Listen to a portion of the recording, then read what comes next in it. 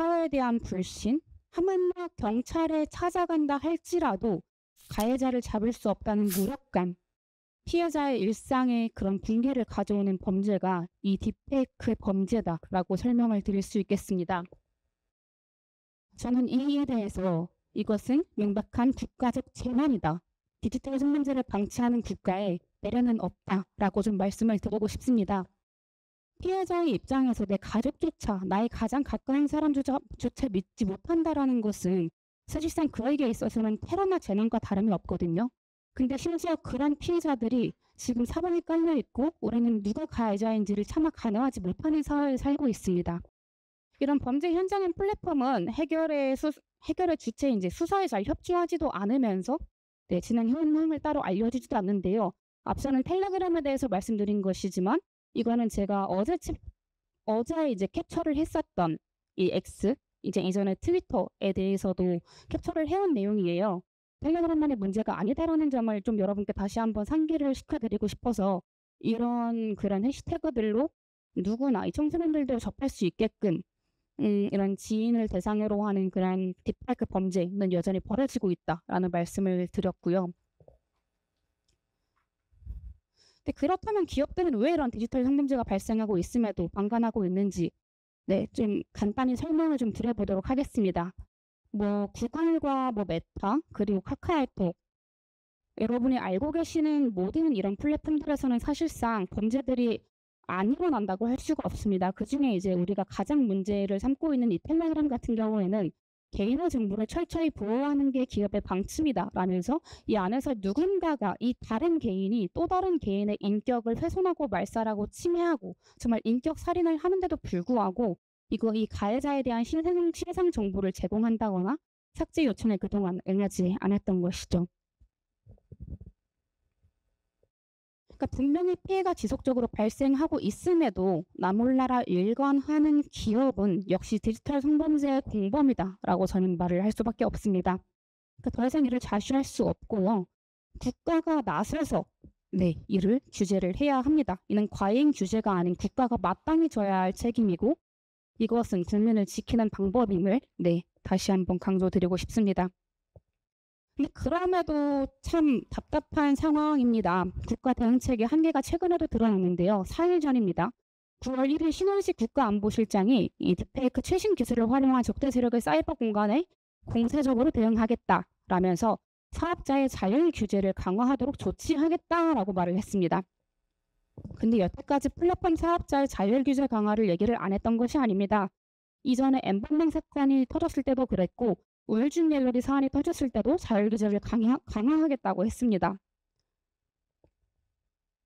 자율 규제를 이야기하는 것은 사실상 규제를 안 하겠다라는 말과 다르지 않다고 생각을 합니다. 그러니까 온라인과 오프라인의 그 성착취에 완성이 됐었던 DC인사이드의 우울증 갤러리도 자율 규제를 기반으로 지금 운영이 되고 있고요. 지난해 우울증 갤러리를 이제 이용하던 중학생이 자살을 하면서 큰 문제가 됐기도 했지만 그 이후에도 이 방심의 자문 의원들은 이 차단을 논의하다가 결국에는 자율 규제 강화를 답으로 내놨습니다. 우리가 N번방 이후 이 디지털 성범죄의 심각성이 생겼지만 이 앞으로의 5년은 정말 달라야 됩니다. 최소한 이 온라인 플랫폼의 의무를 법령에서 정하고 시행령 또한 시행 규칙을 통해서 준수사항을 구체화해서 위반 시 제재하게 만드는 것이 절실한 상황입니다. 만약에 해외 플랫폼 기업이 이런 규제에 잘 따르지 않는다면 규제를 따르게 만드는 것 또한 국가의 역할입니다. 사실 이제껏 그래왔거든요. 국내 플랫폼 기업이 더 이상 이 디지털 범죄의 근거지가 되지 않도록 5년 후는 다를 수 있도록 우리가 함께 소리를 내야 한다는 점 꼭 말씀드리고 싶고요. 시간이 쫄리네요. 감사합니다. 그러면 디지털 성범죄 대책을 어떻게 해야 하나를 해외 사례를 좀 중심으로 말씀을 드려보겠습니다. 먼저 이제 각국의 플랫폼 기업을 대처를 어떻게 했나?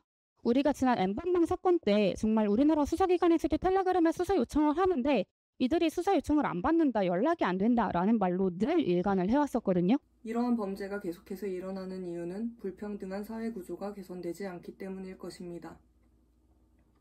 물론 개선할 의지가 없을 수도 있습니다. 대통령은 구조적 성차별은 없다며 여성가족부를 폐지하려 들었고 관련된 모든 예산들을 삭감했으며 모 의원은 이번 사건의 피해자를 보호하는 대신 사건의 심각성을 축소하며 과잉 규제를 먼저 걱정했습니다.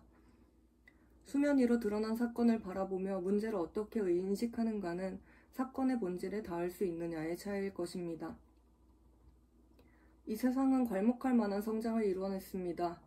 기술의 발전은 인간을 풍요롭게 만들었지만 성평등은 기술이 발전하는 속도를 따라오지 못해 수많은 여성이 새로운 형태의 범죄에 노출되고 말았습니다. 누군가의 성적 행위와 표현에 대한 결정권이 당사자가 아닌 자신에게 있다는 놀라운 착각은 상대를 하나의 인격체로 바라볼 수 없게 합니다. 이러한 인식은 여러 과정을 거쳐 종국에는 각종 형태의 성폭력으로 이어집니다. 미국의 사이버 보안 업체 보고서는 전 세계 딥페이크 피해자의 99%가 여성이고 그 가운데 53%가 한국 여성이며 한국 가수와 여자 배우에게 피해가 집중되고 있다고 밝혔습니다. 이 사실은 무엇을 의미할까요? 월스트리트 저널은 이 보고서를 인용하며 딥페이크 착취물을 만들고 유포하는 세계적인 문제의 진앙이 한국이라는 것을 시사한다고 말했습니다. 우리 사회는 다양한 영역에 종사하는 여성 문화예술인을 나아가 모든 여성을 하나의 존엄한 인격으로 대하는 일에 처절히 실패하고 있습니다. 이러한 현실에 한 사람의 여성이자 문화예술인으로서 참담함을 느낍니다. 문화예술계를 비롯한 모든 여성들의 안전한 일상을 진심으로 기원하며 오랜 역사 속에 반복되는 모든 성범죄의 엄중한 처벌을 촉구합니다. 감사합니다. 오늘 이 토론회 자리가 열린다는 소식을 듣고 이제 박지연님께 자신의 발언문을 전해주신 딥페이크 피해 당사자분께서 계세요. 그러니까 딥페이크가 저희가 이게 신종범죄가 아니다 이런 얘기를 많이 했었는데 실제로 이분께서는 4년 전에 그 피해를 겪고 그 피해에 맞서 싸우기 위해서 오랫동안 이제 싸워오신 분입니다. 그래서 이제 보내주신 발언문을 박지원 위원장님 대독으로 먼저 청해 듣고 그리고 순서대로 토론 이어가도록 하겠습니다. 네, 바로 읽도록 하겠습니다. 20살이 되던 해 입추는 지났지만 아직 코끝이 시리던 어느 날이었어요. 여느 20살들과 별반 다를 것 없이 자유를 즐기며 지내던 저는 한날 DM을 받았습니다. 이 링크에 예림님 사진이 올라가 있는 것 같아요. 링크를 타고 들어가 보니 그곳에는 정말 제 사진들과 함께 온갖 모욕적인 글이 적혀져 있었어요. 제 이름, 나이, 거주지, 신체 사이즈와 더불어 남자만 보면 질질 싼다는 등의 말도 안 되는 성희롱적 발언과 좋아요 몇백 개 이상 달성 시 SNS에 주소를 뿌리겠다는 예고까지. 이 당시까지만 해도 몰랐어요. 너무나도 당연했던 저의 자유가 이날 이후로 영영 사라지게 될 것이라는 걸요. 처음에는 무시하려고 했어요. 이런 일에 깊게 생각하기에 저는 너무 어렸거든요. 그러나 거듭해서 무언가 세상이 이상하게 돌아가고 있는 것 같다는 생각이 들었어요. 그 링크 안에는 저 이외에도 수천 명의 피해자가 있었거든요. 딥페이크를 통해 정액과 본인의 얼굴이 합성되거나 나체와 본인 얼굴이 합성된 사진이 업로드되는 등을 이해하기 어려운 피해 사례도 있었지만 미성년 피해자들의 수가 압도적으로 높았어요. 물론 저도 갓 20살이 된 시점이었기에 많이 어렸지만 저보다 더 어린 친구들이 받을 상처가 걱정됐어요. 우리가 앞으로 살아갈 세상에 이와 같은 일이 두 번 다시 발생하면 안 될 것 같았어요. 그래서 결심했습니다. 목소리를 내기로. 실언니가 저를 도와준 덕분에 지인능력 피해자 연대에 가입하고 다양한 방송자 인터뷰를 하고 범죄 관련 방송에 출연하는 등 정말 다방면으로 노력했어요. 그렇게 저희는 작은 물결이 모여 큰 파도가 되기를 이라는 해시태그를 사용하며 N번방에 묻혀 수면 속으로 사라지던 지인 능력에 대해 알리기 시작했습니다. 물론 N번방도 큰 사건이었지만 지인 능력 피해자들의 목소리 또한 묻히면 안 된다고 생각했어요. 함께 주목받아야 하는 사건임이 분명했으니까요. 경찰에 사건을 접수한 날 가장 처음 들은 말은 증거를 찾아오세요 였습니다. 지인 능력 범죄의 특성상 제 지인을 소원일 것이라는 관점을 배제할 수 없었거든요. 제 지인들을 스스로 의심하고 그들에게서 증거를 찾아오라는 말에 당황할 수밖에 없었어요. 범인을 잡아달라고 경찰서에 왔는데 저보고 직접 증거를 찾아오라니요. 어떻게 해야 할지 몰라 혼란스러웠던 그때 추적단 불꽃을 만났습니다. 그리고 그와 동시에 저에게는 다시 떠올리기도 힘든 시간들이 이어졌어요. 모르는 이들이 하루에도 몇 단씩 제게 DM으로 온갖 폭언과 협박성 사진을 보내기 시작했습니다. 나체 사진과 제 얼굴을 합성해 보내고 어린 제 동생으로도 협박을 시작했죠. 너는 평생 트루먼쇼 인생을 살게 될 거야. 평생 돌아다닐 네 사진을 보며 나중에 너의 동생이 커서 딸칠 거야. 20살이었던 제가 겪기에는 너무나도 힘든 일이었죠.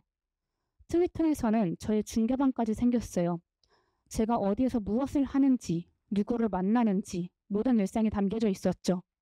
지인 능력과 더불어 스토킹까지 당하게 된 것입니다. 이 사실을 불꽃님들께 전달하고 우리는 합동 수사를 시작했어요.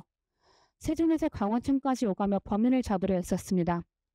물론 세종청에서도 수사는 계속되고 있었어요. 다양한 곳에서 정말 많은 분들이 지인 능력을 뿌리뽑고자 가진 노력을 했습니다. 그러던 중 저는 수사에 진전이 없어 수사가 종결되었다는 전화를 받습니다. 세상이 무너지는 것만 같았어요. 온라인 범죄고 해외 사이트로 접속할 경우 추적하기 어렵다는 사실은 알고 있었지만 그래도 몇 달간 이 사건에만 몰두했는데도 아무런 성과 없이 범인을 잡을 수 없다니요. 오직 그것만 보고 몇 달을 살아왔는걸요. 그렇게 저는 20살의 어린 나이에 정신과 약을 털어먹고 의식을 잃은 상태로 응급실에 실려가게 됩니다. 이 모든 일들이 지인 능력으로부터 시작됐다고 한다면 믿으실까요? 범죄를 행한 그들은 피해를 당한 제가 이렇게까지 힘들어질 거라고 감히 상상이나 할 수 있었을까요? 누군가는 그저 디지털 상담제라고 말합니다. 맞아요. 실제로 제 신체에 물리적 위해가 가해진 적은 없습니다. 그렇다고 해서 범죄가 아니게 되는 건 아니잖아요. 상처를 안 받는 건 아니잖아요. 범죄와 피해 사실에 대해 경중을 나눌 수는 없지만 그래도 이거 하나만은 분명합니다.